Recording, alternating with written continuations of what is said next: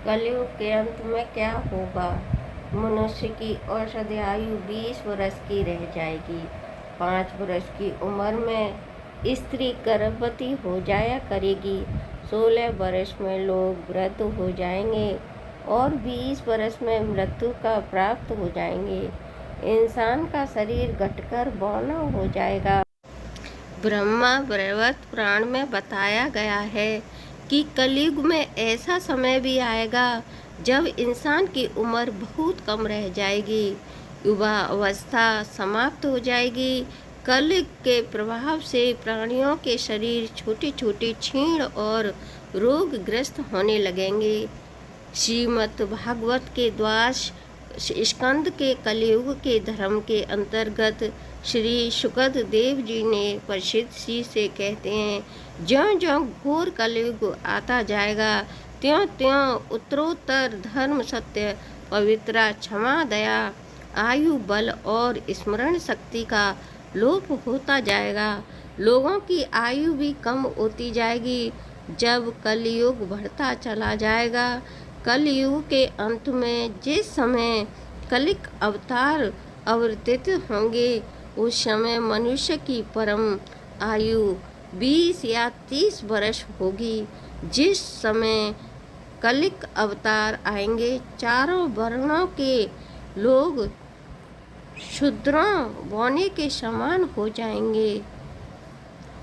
गौएं भी बकरियां की तरह छोटी छोटी और कम दूध देने वाली हो जाएंगी। कल युग के अंत में संसार की ऐसी दशा होगी कि अन्न नहीं उगेगा। लोग मछली मांस के ही खाएंगे और भेड़ व बकरिया का दूध भी पिएंगे। गाय तो दिखना भी बंद हो जाएंगी, तो वह बकरी के समान। एक समय ऐसा भी आएगा जब जमीन से अन्न उपजना बंद हो जाएगा, पेड़ों पर फल नहीं लगेंगे। धीरे धीरे यह सारी चीजें विलुप्त हो जाएंगी। गाय दूध देना बंद कर देंगी। स्त्रियां कठोर स्वभाव वाली व कड़वा बोलने वाली होंगी। वे पति की आज्ञा नहीं मानेंगी।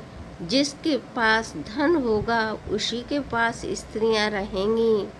मनुष्यों का स्वभाव गधों जैसा दुष्ट है, केवल गृहस्थी का भार ढोने वाला रह जाएगा। लोग विषयी हो जाएंगे। धर्म कर्म का लोप हो जाएगा। मनुष्य जपरहित, नास्तिक व चोर हो जाएंगे।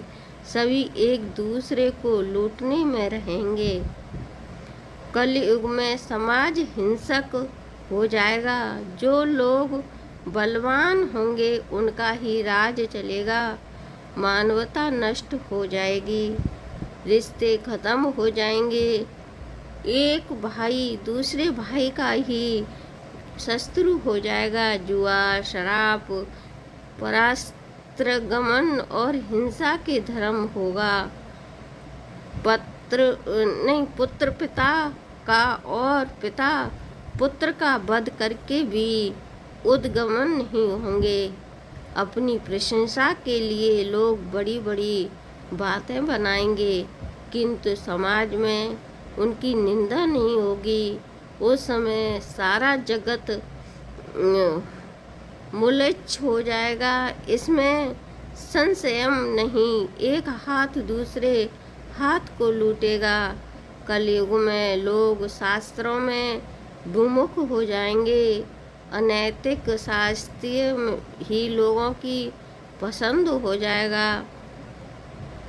बुरी बातें और बुरे शब्द का ही व्यवहार किया जाएगा।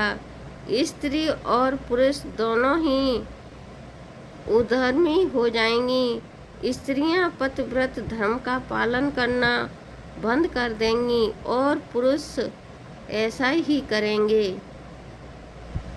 स्त्री और पुरुषों से संबंधित सभी वैदिक नियम विलुप्त हो जाएंगे।